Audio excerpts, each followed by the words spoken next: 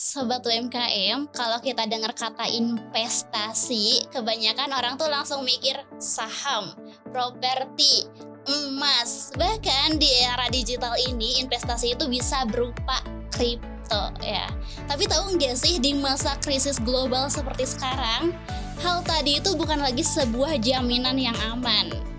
Tahun lalu nih ya, nilai properti di beberapa kota besar itu turun drastis. Harga saham perusahaan raksasa anjlok.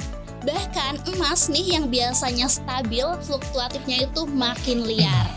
Tapi di tengah semua ketidakpastian ini, ada satu jenis investasi yang justru performanya itu makin naik. Bahkan ketika ekonomi global goyang, investasi ini akan tetap bertahan. Kira-kira investasi apa ya? Nah, kita akan membahasnya dalam podcast episode hari ini. Selamat datang kembali di podcast Elko Entrepreneurs. 5, 4, 3, 2, 1.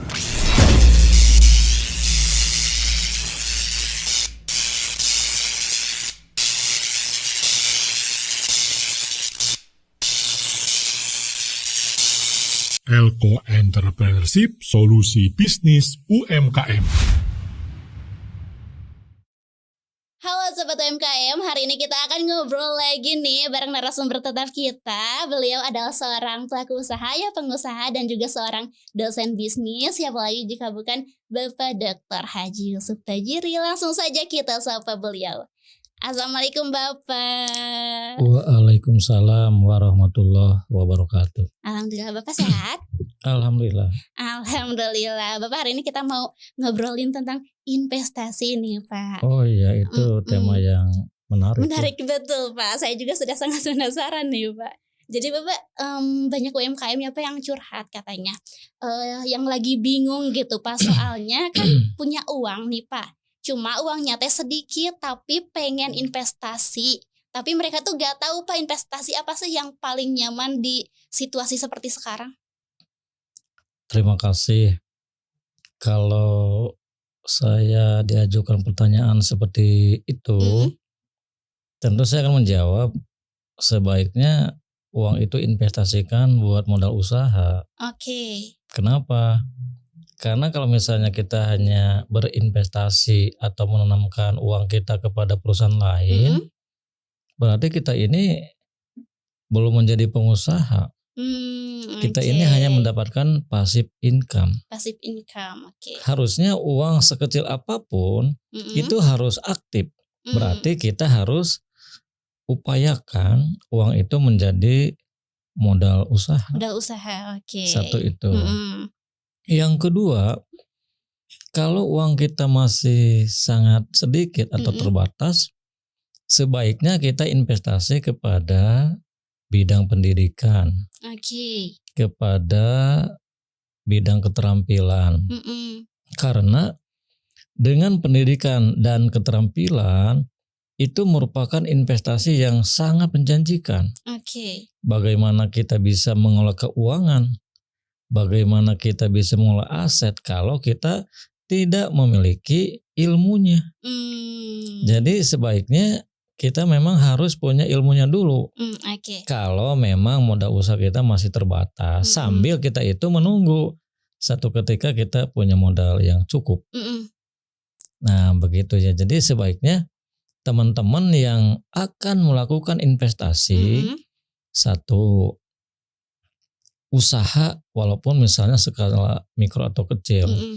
Yang kedua, kalau memang tetap akan melakukan investasi, sebaiknya kita harus memperkaya dulu dengan berbagai macam pengetahuan. Sehingga kita nanti menjadi orang-orang yang terampil.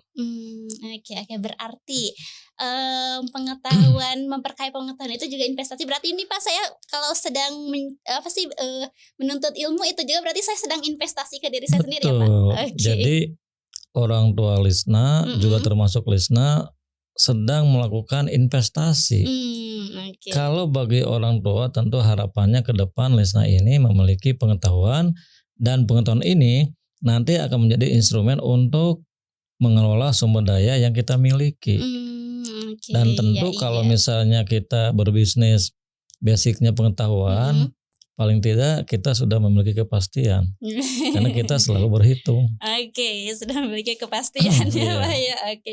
Karena Pak kan mungkin ya untuk orang yang cukup awam gitu Pak, investasi itu pasti hanya kayak soal uang gitu ya, fisik. Padahal selain itu juga ada investasi gitu ya Pak ya. Ada. Jadi investasi itu kalau kita kelompokkan terdiri menjadi 2 kelompok. Dua kelompok. Ada investasi berbentuk fisik.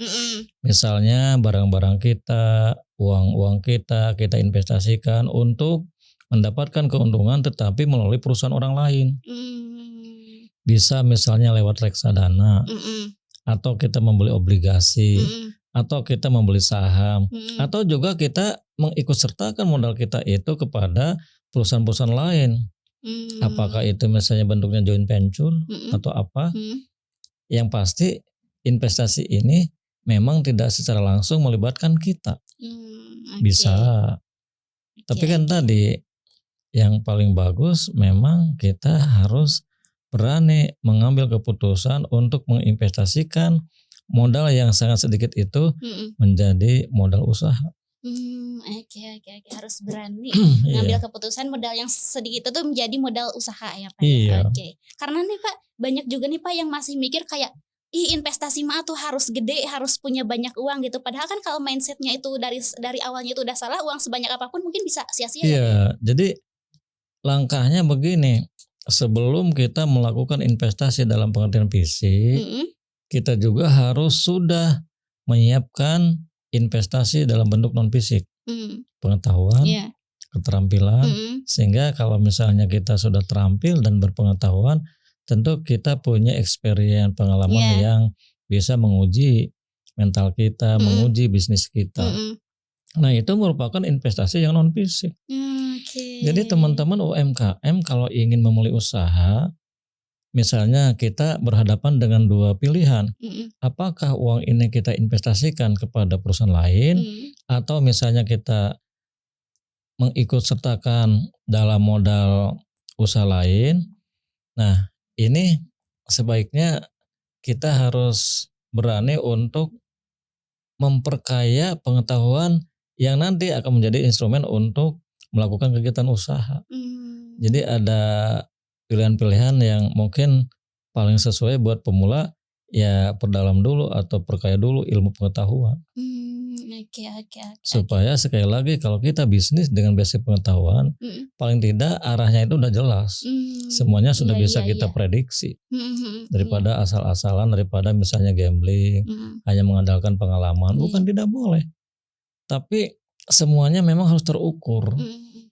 Tapi kenapa ya Pak ya banyak kayak yang masih meremehkan gitu Pak untuk investasi ke diri sendiri itu kayak udah mending pakai ini daripada mungkin pakai buat kursus atau buat apa gitu. Nah itu kan sebuah mindset dalam kelompok-kelompok calon pengusaha tertentu yang harus kita luruskan. Sebelum kita melakukan investasi baik fisik maupun non fisik, sebaiknya kita memang harus punya pengetahuan. Dengan pengetahuan kita juga sudah memiliki estimasi-estimasi apakah investasi ini menguntungkan atau tidak.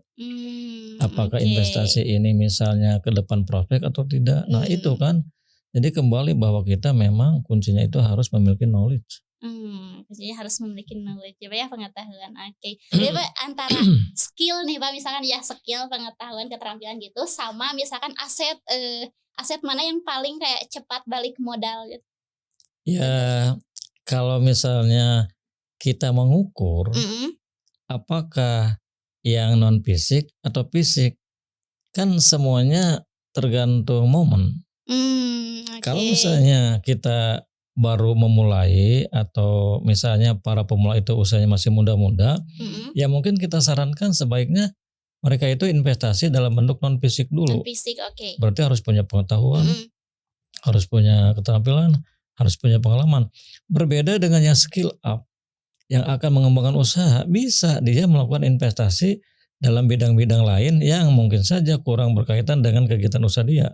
Misalnya beli saham, beli obligasi, misalnya beli Bitcoin dalam kripto itu ya bisa. Oke, Nah oke. itu kalau sudah skill up. Mm-mm. Kalau yang awal-awal memang resikonya cukup tinggi karena ya mereka itu kan kurang pengetahuan, kurang pengalaman. Oke, oke, Jadi oke. sekali lagi Mm-mm. sebaiknya kalian pemula yang ingin melakukan investasi, perkaya dulu ilmu pengetahuan yang mana itu akan menjadi instrumen untuk mengolah kegiatan usaha. Oke, perkaya dulu ya yang pengetahuannya. Oke, tapi Pak, kan tadi tuh kan sempat disebutkan juga ya untuk investasi yang fisiknya itu kayak ada saham, Bitcoin Iya gitu. ya. Nah Pak, gimana sih Pak cara mengidentifikasi peluang investasi yang relevan sama mungkin kemampuan kita sama kita? Kan harga saham juga bervariasi. Hmm, Tidak berbeda dengan Bitcoin ya, itu udah ratusan juta atau mungkin oke. sekarang satu Bitcoin itu miliaran rupiah, Wow, berbeda. oke. Kalau bagi pemula boleh misalnya dia mencoba melakukan usaha dengan cara membeli saham, membeli obligasi atau misalnya deposito jangka pendek, jangka menengah, jangka panjang. Hmm, Atau misalnya membeli emas, itu kan juga merupakan salah satu bentuk-bentuk investasi. hmm, Tetapi kita pertanyakan sebetulnya tujuan dia melakukan investasi itu apa? hmm, Apakah dalam rangka mengumpulkan modal? Oh boleh. hmm. Sambil dia mencari ilmu pengetahuan, kemudian dia juga karena punya uang sedikit investasikan. Boleh, tetapi investasi yang memang kita ukur paling menjanjikan. Contoh misalnya investasi pada emas. Oh, oke. Itu Oke, memang oke. prospek. Mm-mm. Rata-rata dalam sepanjang sejarah emas itu kan tak terlampau fluktuatif. Hmm, Nilainya itu selalu meninggi. Tidak pernah misalnya kasus emas itu sampai harganya turun, tidak kan. hmm. Cenderungnya itu atau trennya itu selalu terus Iya, meningkat. iya, iya, iya. Iya, Oke. dan itu memang dulu juga zaman Rasul Mm-mm. emas itu memang menjadi salah satu alat tukar. Oh, Ya. oke. Bapak, terus gimana sih Pak cara ngebedain? Gini Pak, kan maksudnya tuh takutnya tuh kan kadang ada yang kayak beli mobil ngejawab teh investasi, nah beli rumah investasi, buat ngebedain kayak ini teh investasi atau pengeluaran konsumtif untuk pribadi gitu. Kalau beli rumah itu kan bagian dari investasi properti. Oke. Boleh karena rata-rata harga tanah, harga bangunan itu relatif meningkat. Berbeda dengan mobil. Oh. Kalau mobil itu cenderung konsumtif. Oh, Jadi kalau oke. kita mengharapkan pengembalian misalnya 2-3 tahun ke depan nggak mungkin. Paling Oke. terjadi depresiasi penyusutan. Oh. Jadi investasi juga memang harus kita hitung. Oke. Pak. Kalau investasi berarti itu harusnya menguntungkan ya Pak ya? Betul, karena memang tujuan investasi itu semuanya ingin uang yang dia tanamkan pada kegiatan usaha tertentu mendapatkan keuntungan. Kalau tidak mendapatkan keuntungan buat apa? Kan mereka juga dalam rangka belajar berusaha. Iya. Cuma kan pasif. Oke. Tapi kalau kita menyarankan bagi mereka yang punya uang, apalagi usianya masih muda, sebaiknya uang itu jadikan modal usaha sehingga itu namanya active income. Active income ya. Jadi investasi yang paling bagus mungkin di area krisis global itu mending dijadikan modal usaha dulu ya Pak ya. Kalau misalnya kita berpikir bagaimana uang ini menjadi modal usaha, pada saat yang bersamaan kita juga akan membantu banyak pihak. Pemerintah kita bantu, kenapa? Menanggulangi kemiskinan, menurunkan angka pengangguran. Yang kedua, masyarakat yang tadinya misalnya tidak punya pekerjaan jadi punya pekerjaan, jadi punya pendapatan, sehingga hidupnya itu memang paling tidak terjamin kan? Iya. Nah itu kan nilai sosialnya, apalagi kita kaitkan dengan agama, sangat syarat. Iya. Oke. Bapak boleh gak sih Pak sekali lagi nih Pak ditekankan nih, mungkin ada yang baru bergabung. Jadi Sobat UMKM nih, menurut Bapak ya dalam perbincangan kali ini, investasi yang paling bagus di era sekarang Pak? Investasi yang paling bagus di era sekarang tentu investasi bagaimana diri kita memiliki kesiapan, baik pengetahuan, keterampilan, pengalaman, sehingga ketika kita harus mengolah aset-aset yang sifatnya itu fisik, kita sudah terbiasa, kita sudah teruji sehingga kemajuan usaha kita itu bisa kita prediksi. Oke. Kan begitu. Siap-siap ya gitu ya Sobat UMKM. Oh ya Bapak nih, tadi kan kita menyinggung sempat juga sedikit menyinggung kayak tentang kripto, Bitcoin Iya, gitu. iya. Nah Bapak ini ada tadi kasus nih Pak, kisah nyata. Saya akan Iya, iya. membagikan kisah nyata nih Pak. Jadi dulu tuh Pak di tahun 2022 itu kan sempat ramai ya Pak ya. Ada sebuah kasus afiliator investasi bodong itu berupa trading uang digital yang banyak memakan korban. Bahkan menurut Indo Premier Sekuritas, total kerugian akibat investasi bodong itu di Indonesia selama periode 2017 sampai 2023 itu mencapai 139,67 triliun Bapak rugi Banyak dari sekali ya. investasi bodong iya. Nah Pak di era digitalisasi ini kan banyak yang sekarang investasinya tuh berupa uang di kayak kripto, Bitcoin gitu ya Pak ya. Apa sih Pak pendapat Bapak mengenai apa sih kasus ini gitu? Seseorang yang Ya investasinya di sebetulnya kalau kita investasi hanya karena ikut-ikutan, hanya karena informasi kemudian tidak pernah kita saring, akibatnya kita akan menghadapi risiko-risiko yang sebelumnya mungkin tidak pernah kita pikirkan.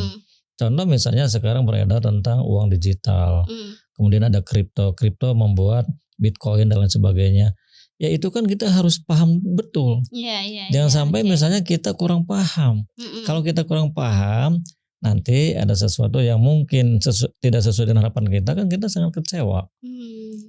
Bukan tidak percaya, tapi sebaiknya memang kita harus memiliki pengetahuan tentang apakah kalau misalnya kita investasi pada uang digital itu akan lebih mengamankan atau bagaimana.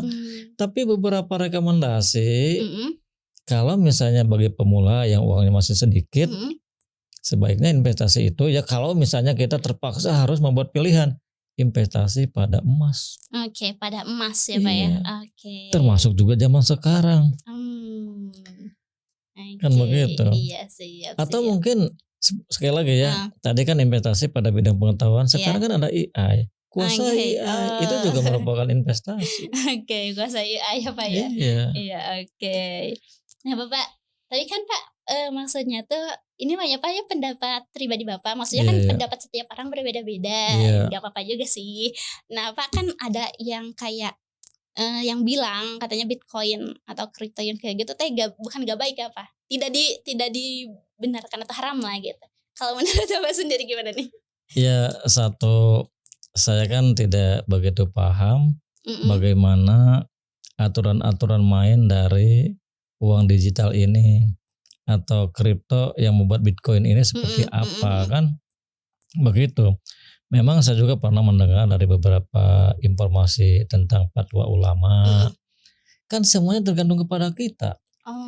Kalau kita bicara tentang pengusaha pemula yang mulanya masih kecil, kita dorong supaya mereka itu walaupun mulai kecil jadi pengusaha. Jadi jangan kita memiliki pandangan tentang selalu ingin mendapatkan passive income.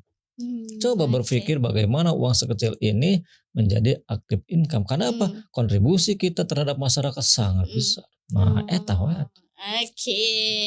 Berarti itu juga bisa menjadi tips and trick mungkin ya Pak agar UMKM gak salah dalam menginvestasikan uangnya ya. Jadi sekali lagi jangan ikut-ikutan lah. Kalau misalnya itu permainan perusahaan-perusahaan yang sudah besar ya silakan. Bagi kita sebagai pemula mah jangan dulu berpikir tentang Bapak saya akan ikut dalam investasi uang digital. Sebaiknya ya seperti biasalah. Bagaimana bisnis itu berlangsung, kecuali kalau bisnisnya sudah mapan. Kecuali kalau sudah kalau mapan, tidak ya, Pak? mapan itu ada unsur perjudian. Wow. Betul kan? Oke. Kita menanamkan uang tanpa memiliki pengetahuan, itu kan sama dengan judi. Kenapa judi? Kita kan nggak tahu. Iya. Tahu-tahunya itu dengar dari orang setiap investasi pada anu akan mendapatkan Sekian kecuali ya, kalau Pak. saham obligasi itu kan sudah ada 5-6%. Iya. Atau crowdfunding itu kan sudah ada beberapa kesepakatan. Kalau semacam uang digital kita kan tidak begitu memahami secara detail. Biasanya itu memang permainan orang-orang yang sudah besar. Orang yang sudah besar dan orang-orang yang pintar gitu. Iya. Oke, oke, Sobat UMKM, gimana nih sejauh ini kita udah ngobrol sama Bapak dan kita sekarang akan masuk ke segmen Bapak, aku mau main games lagi nih Pak, games Q&A. Aduh, ruas. Oke, kita mau Ini masuk game apa game- lagi? game ini Pak, Q&A jawab cepat kilat gitu Pak. Jadi Oh. nanti aku kasih Bapak pertanyaan, nggak apa-apa kan Pak? Gak apa-apa.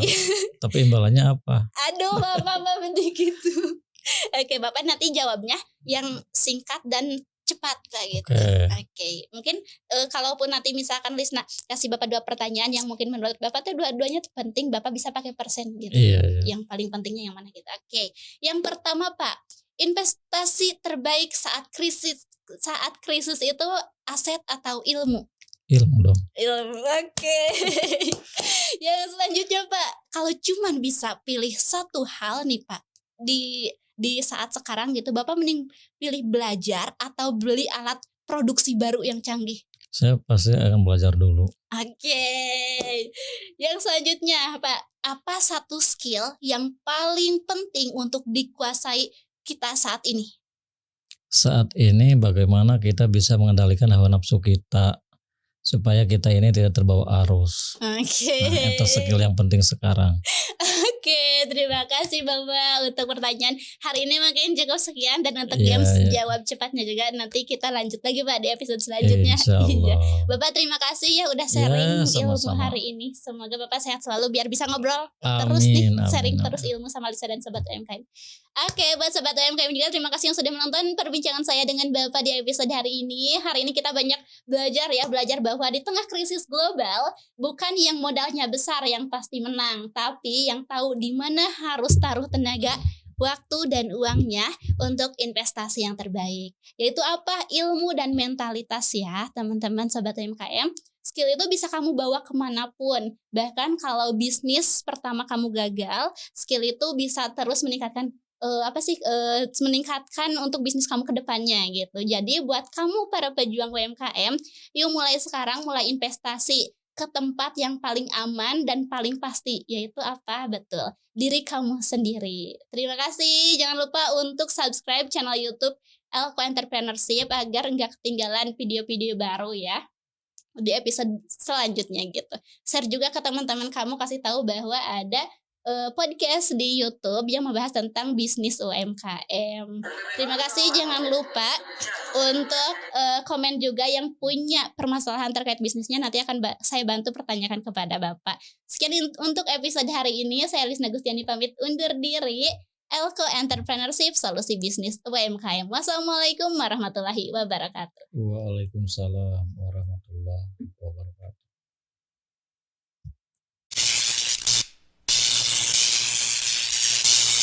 Elko Entrepreneurship, solusi bisnis UMKM.